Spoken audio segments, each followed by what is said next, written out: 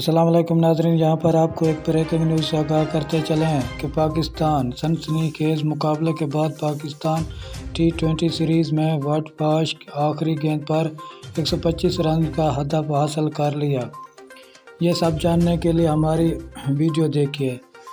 इससे पहले अगर आप हमारे चैनल पर न्यू हैं या पहली बार विज़िट कर रहे हैं तो चैनल को सब्सक्राइब करें, साथ दिए गए बेल आइकन को क्लिक करें, शेयर करें, कमेंट करें ताकि हर नई आने वाली वीडियो आप तक बआसानी पहुंचती रहे। तो नाज़रीन चलते हैं वीडियो की तरफ। सीरीज़ के तीसरे और आखिरी T20 मैच में पाकिस्तान ने बांग्लादेश को सनसनीखेज मुकाबले के बाद वाटबाश कर दिया। T20 इंटरनेशनल में डेब्यू करने वाली शाहनवाज धोनी ने अपने पहले ओवर की तीसरी गेंद पर नजीबुल हसन को क्लीन बोल्ड कर दिया।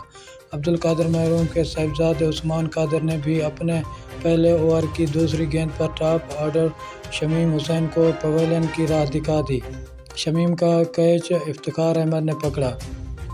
15वें ओवर की दूसरी गेंद पर उस्मान कादिर ने अनीस हुसैन को भी मैदान कर दिया। 19वें ओवर में मोहम्मद वसीम जूनियर ने तीसरी गेंद पर मोहम्मद नईम और छठी गेंद पर नूरुल हसन को आउट किया।